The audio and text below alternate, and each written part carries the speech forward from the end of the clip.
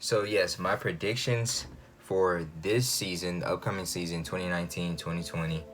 I'm gonna go ahead and start off with Executive of the Year and then work my way up to the MVP. So for the 2019-20 season, 2020 season, here are my NBA awards predictions. Executive of the Year, I have the Clippers exec Lawrence Frank. The Clippers did phenomenal in the offseason, waiting so they could get two All-Stars, two players that wanted to play in LA. They couldn't play for the Lakers. The Lakers are way too stacked. Going to be way too many problems there. But they went ahead and got them over to the Clippers. That's Paul George and Kawhi Leonard.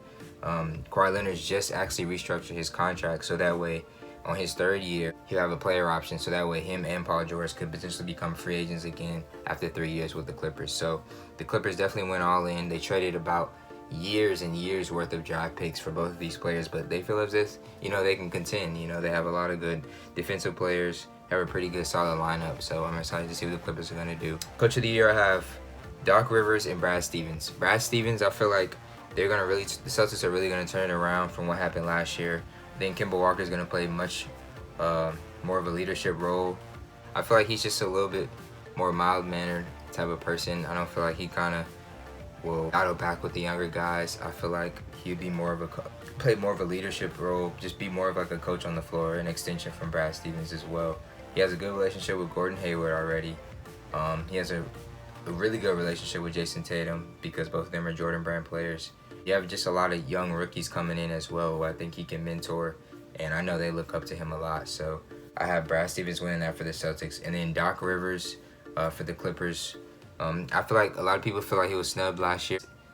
Well, he deserves it, but not over Coach Bud, who won it last year. I don't think he deserved it over Coach Bud. Coach Bud actually was in the contention last year, so with his team getting the best record in the NBA this year, they definitely deserved it. Doc Rivers, the Clippers are really loaded this year.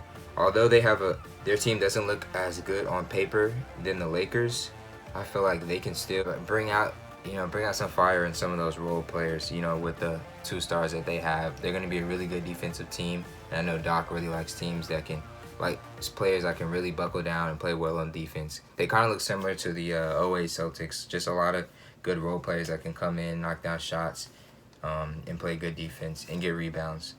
Sixth man, I have Lou Will again.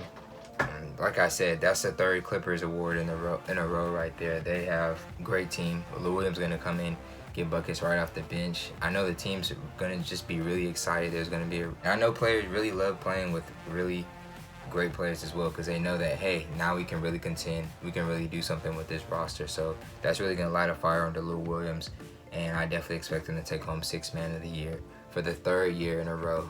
Three-peat that Sixth Man. Shout out to Lou Will. Rookie of the Year, I have Zion Williamson and Ja Morant. I have Barrett at third, but I'm going to just go out on a limb. I'm just going to go out on a limb and just keep him at third. He might not even be in contention in third place when the season starts. I'm a believer in Barrett. I've watched a couple of his Summer League games this year. He hasn't really played that well. He's been training with people like Drew Hanlon to get, to fill up his bag a little bit because I feel like that's what he's lacking. Just a lot of moves for someone, who's just relied a lot on his athleticism in college. Zion Williamson, he played pretty well in Summer League besides him getting hurt.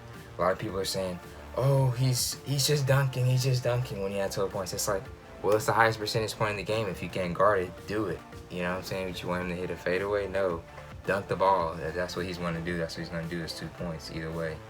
Ja Morant, he's a stud, standout player. Definitely going to play well with the Grizzlies, get a lot of steals. And the Grizzlies have been signing, like the Jazz, they've been signing a lot of key role players as well. So shout out to Ja Morant, point guard of the future. The most improved, Montrezl Harrell or Thomas Bryant.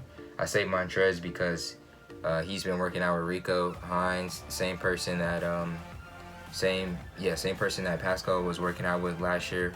That just really, solidified his game. Like he just was stretched him out to the three-point line. He can knock down mid-range shots, better rebounder, can finish a lot better at the rim. He's already a pretty good defender.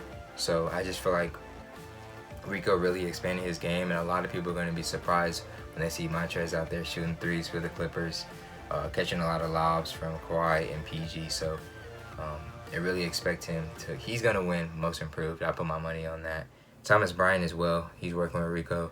I feel like he was with the Lakers for the beginning of the season, and then he went over to the Wizards, and the Wizards re-signed him. He just got his payday. So I feel like if the Wizards really utilize him well this season, he can really have a breakout season. Win Most Improved. You know, if he gets enough minutes, he can win.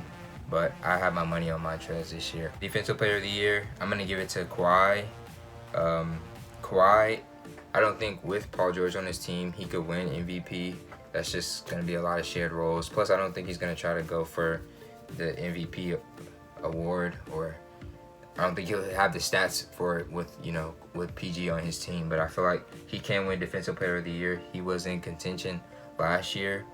They're just going to have a really, really, really structured defensive front court and back court. So it's going to be easy for him to pick up steals, switch, and get blocks on smaller guards and things like that. They're definitely going to fill it up. Second and third, I have Giannis and Gobert. Giannis was in contention last year. If he didn't win MVP, he definitely, I'm not going to say definitely would have won Defensive Player of the Year, but he'd be in second place behind Gobert. Maybe, give Gobert a run for his money. And then I have Gobert third. Gobert he's a beast down low. And then finally, MVP. I have Anthony Davis. I have Kawhi and PG as second and third, but really I think Anthony's gonna take it home. He's been snubbed a lot of years. He's a stud on offense. I feel like LeBron's gonna take a lot of games off, just due to how old he's getting. So I feel like there's gonna be a lot of games where it's just gonna be Anthony, and he's in front of a super huge stage. He's in LA. And, a 50-point game is definitely going to go viral for Anthony Davis. He just has the media behind him. There's just going to be so many things that play in part. It's going to be perfect for him to win MVP. He's a cover athlete for 2K this year. And, yes, 2020. And I just feel like, it's Anthony Davis win. It's about time he gets him his MVP. So, I have Anthony Davis for MVP. And, those are my predictions for the 2019-2020 season in the NBA. Y'all leave in the comments below if y'all have any sleepers for maybe Most Improved. Maybe you have a different opinion on who's going to be the MVP. Just leave in the comments below. That's going to be it. Peace. Don't forget to like, comment, subscribe, and share. Peace. Let's get it.